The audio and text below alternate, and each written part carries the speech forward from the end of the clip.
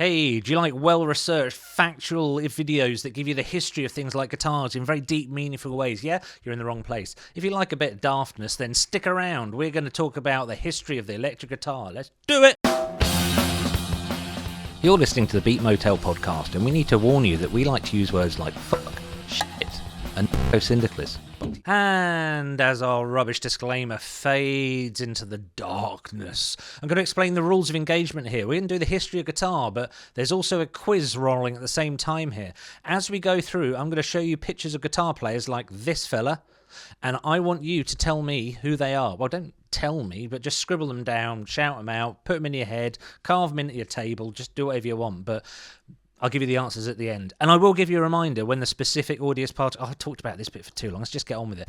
So going right back to the start, there was a Spanish lad called Torres who in 1817 took a little guitar and he made it a little bigger, and he took that little guitar and he made it a little louder. He was known as the father of the modern guitar, that lad Torres. I don't know if that's what they called him in 1817. That would have required some foresight, no doubt. But if he was the father, who's the mother? Is the guitar a heteronormative beast? Anyway, let's move on. One of the first people to popularise the playing of guitar was Francisco Tarrega, also known as Francisco de Assis de Riga. Francisco de Assis Tarrega. He looked like this. That's what he looked like. Francisco Tarrega lived from 21st of November, very precise, 21st of November 1852 until the 15th of December 1909, according to Wikipedia. So that's about as far as my research went. Hey, he looked like this, and it looks like he liked the Dead Kennedys as well. So what are important techniques for electric guitar? First of all, you've got to have fingering. Fingering has to be a technique you develop. The good news is you don't actually need that many fingers. This lad only had two, and look at him rip away. In fact, all you really need to play guitar is 2 fingers on the guitar and a ciggy. Or 4 fingers on the guitar and a ciggy. Or just a ciggy. Or just 1 finger. If you just got 1 finger, see this lad here showing us the finger that he plays guitar with. I mean, normally I'd say that was bassist, and I'm a bassist. Before you start the hate in the comments, I am a bassist and a pretend guitarist. So what styles of guitar are there? Well, there's being a bit nice and sensible, so that's your status quos as shown here. There's some dangerous guitarists, or guitarists that challenge things, like this fella who just has the coolest thing written on his guitar ever. Remember, I'm going to reveal the names of these guitarists at the end. See how many you get right. But despite all your fingering and cigarette smoking, guitar playing needs to evolve. It only stays interesting and fascinating if people actually develop the art with new ways of playing. And let's not forget that really famous guitarists love a bit of one-upmanship. They love to push the envelope and keep guitar playing as an evolving beast, like this legendary fella. Some people have tried other methods, and some of those methods might involve the imbibing of substances, but just remember that drugs can have terrible side effects, like losing your plectrum inside an acoustic guitar, like this chap here. Look at him. He's just going, "Where is it?" yelling into the void there. I mean, it happens to loads of people. He's Yamogway Mankastim, Yags Mangs Mingstim, that Swedish fella. He's lost his plectrum, look. Can't find it. So Zach Wilde, he's looking strangely AI rendered. I mean, it's not, I promise. There you go. He's lost his pick as well inside that acoustic guitar he's got.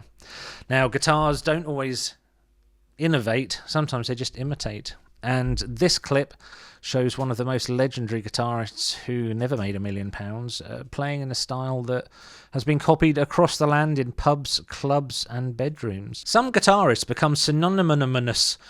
You see a guitarist and you know what guitar he's famous for playing. This is another audience participation part. So I'm going to show you a guitarist, and then I'm going to ask you to shout out or text me if you know me, or just open your front window and yell into the street. I'm going to show you the guitarist. I want you to shout out what guitar they're most well known for playing. Let's do it. This is fun. Ha ha ha. First of all, Eric Clapton. What guitar is he most famous for playing? That's right, the Les Paul. Next up, John Lennon. What type of guitar is he most famous for playing? I'll give you a clue. It's American. That's right, Gibson Les Paul. Next up, Carlos Santana. I mean, he's practically made a name for himself now by always having the same guitar with him. What is it? It's this. That's right. Gibson Les Paul. George Harrison of the Beatles. So we've already had John Lennon. What guitar is George Harrison most famous for playing in the Beatles? That's right. Gibson Les Paul. Slash of Buns and Toasties. What is he most famous for playing? That's right. Fender Stratocaster. Les Paul. What's he most famous for playing? That's right. A Gretsch. Brian May. What's he most famous for playing?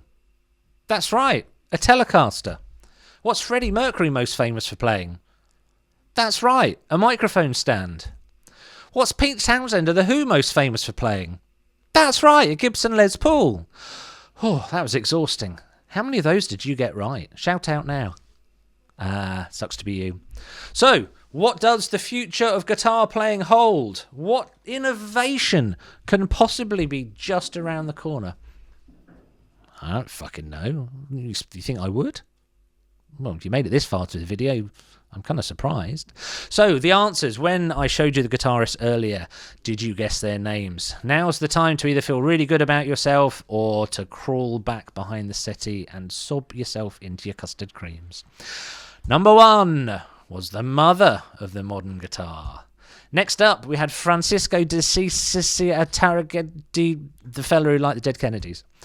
Then Django Reinhardt, Robert Johnson, Johnny Cash, Andre Segovia, Woody Guthrie, Jimmy Page, Nigel Tufnell, and Bubbles from Trailer Park Boys.